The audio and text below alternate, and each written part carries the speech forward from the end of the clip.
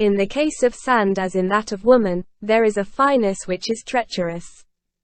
He felt that he was entering the water, and that he no longer had a pavement under his feet, but only mud. It sometimes happens that on certain shores of Britannia or Scotland a man, either a traveler or a fisherman, while walking at low tide on the beach far from shore, suddenly notices that for several minutes past, he has been walking with some difficulty. The beach underfoot is like pitch. His soles stick fast to it. It is no longer sand, it is bird lime. The strand is perfectly dry, but at every step that he takes, as soon as the foot is raised, the print is filled with water. The eye, however, has perceived no change. The immense beach is smooth and tranquil. All the sand has the same aspect, nothing distinguishes the soil that is solid from that which is not solid. The joyous little cloud of sand lice continues to leap tumultuously under the feet of the passer-by. The man pursues his way, he walks on, turns towards the land, endeavors to approach the shore. He is not uneasy. Uneasy about what? Only he is conscious that the heaviness of his feet seems to be increasing at every step that he takes. All at once he sinks in. He sinks in 2 or 3 inches. Decidedly, he is not on the right road. He halts to get his bearings. Suddenly he glances at his feet. His feet have disappeared. The sand has covered them. He draws his feet out of the sand. He tries to retrace his steps. He turns back. He sinks in more deeply than before. The sand is up to his ankles. He tears himself free from it and flings himself to the left. The sand reaches to mid-leg. He flings himself to the right. The sand comes up to his knees. Then, with indescribable terror, he recognizes the fact that he is caught in a quicksand, and that he has beneath him that frightful medium in which neither man can walk nor fish can swim. He flings away his burden. If he have one, he lightens himself, like a ship in distress. It is too late. The sand is above his knees.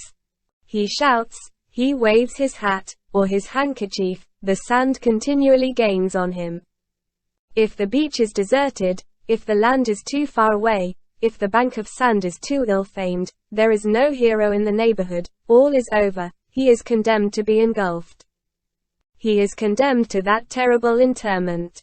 Long, infallible, implacable, which it is impossible to either retard or hasten, which lasts for hours, which will not come to an end, which seizes you erect, free, in the flush of health, which drags you down by the feet, which, at every effort that you attempt, at every shout that you utter, draws you a little lower, which has the air of punishing you for your resistance by a redoubled grasp, which forces a man to return slowly to earth, while leaving him time to survey the horizon, the trees, the verdant country, the smoke of the villages on the plain, the sails of the ships on the sea, the birds which fly and sing, the sun and the sky.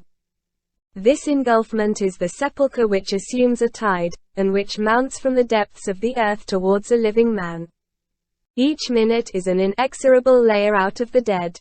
The wretched man tries to sit down, to lie down, to climb.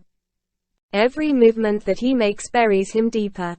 He straightens himself up, he sinks. He feels that he is being swallowed up.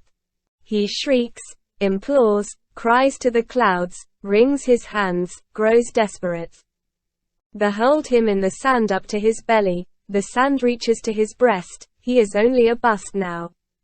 He uplifts his hands, utters furious groans, clenches his nails on the beach, tries to cling fast to that ashes, supports himself on his elbows in order to raise himself from that soft sheath, and sobs frantically. The sand mounts higher. The sand has reached his shoulders. The sand reaches to his throat. Only his face is visible now. His mouth cries aloud. The sand fills it. Silence. His eyes still gaze forth. The sand closes them. Night. Then his brow decreases. A little hair quivers above the sand. A hand projects, pierces the surface of the beach, waves and disappears. Sinister obliteration of a man. Sometimes a rider is engulfed with his horse. Sometimes the carter is swallowed up with his cart. All founders in that strand. It is shipwreck elsewhere than in the water. It is the earth drowning a man. The earth, permeated with the ocean, becomes a pitfall. It presents itself in the guise of a plain, and it yawns like a wave. The abyss is subject to these treacheries. This melancholy fate, always possible on certain sea beaches, was also possible, 30 years ago, in the sewers of Paris. Before the important works, undertaken in 1833, the subterranean drain of Paris was subject to these sudden slides. The water filtered into certain subjacent strata, which were particularly friable. The footway, which was of flagstones, as in the ancient sewers, or of cement on concrete, as in the new galleries, having no longer an underpinning, gave way. A fold in a flooring of this sort means a crack, means crumbling. The framework crumbled away for a certain length. This crevice, the hiatus of a gulf of mire, was called a fontis, in the special tongue. What is a fontis? It is the quicksands of the seashore suddenly encountered under the surface of the earth. It is the beach of Mont Saint-Michel in a sewer. The soaked soil is in a state of fusion, as it were. All its molecules are in suspension in soft medium. It is not earth and it is not water. The depth is sometimes very great. Nothing can be more formidable than such an encounter. If the water predominates, death is prompt, the man is swallowed up. If earth predominates, death is slow. Can anyone picture to himself such a death? If being swallowed by the earth is terrible on the seashore, what is it in a cesspool? Instead of the open air, the broad daylight, the clear horizon, those vast sounds, those free clouds whence reigns life, instead of those barks descried in the distance, of that hope under all sorts of forms, of probable passers-by, of succor possible up to the very last moment, instead of all this, deafness, blindness, a black vault, the inside of a tomb already prepared, death in the mire beneath a cover, slow suffocation by filth, a stone box where asphyxia opens its claw in the mire and clutches you by the throat. Fetidness mingled with the death rattle. Slime instead of the strand, sulfuretted hydrogen in place of the hurricane, dung in place of the ocean. And to shout, to gnash one's teeth, and to writhe, and to struggle, and to agonize, with that enormous city which knows nothing of it all, over one's head. Inexpressible is the horror of dying thus. Death sometimes redeems his atrocity by a certain terrible dignity. On the funeral pile, in shipwreck, one can be great. In the flames as in the foam, a superb attitude is possible. One there becomes transfigured as one perishes. But not here. Death is filthy. It is humiliating to expire. The supreme floating visions are abject. Mud is synonymous with shame. It is petty, ugly, infamous. To die in a butt of Malvoisie, like Clarence, is permissible. In the ditch of a scavenger, like Escubler, is horrible. To struggle therein is hideous. At the same time that one is going through the death agony, one is floundering about.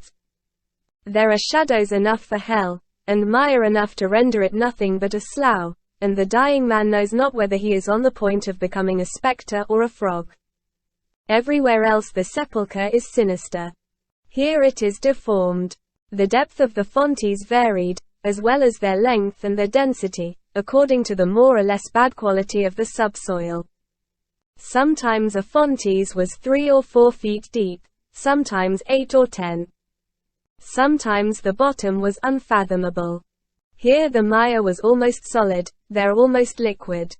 In the Lunière fontis, it would have taken a man a day to disappear, while he would have been devoured in 5 minutes by the Philippot slough. The mire bears up more or less, according to its density. A child can escape where a man will perish. The first law of safety is to get rid of every sort of load.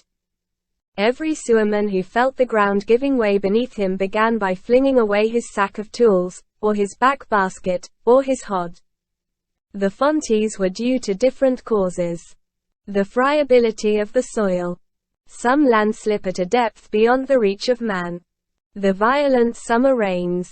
The incessant flooding of winter. Long, drizzling showers.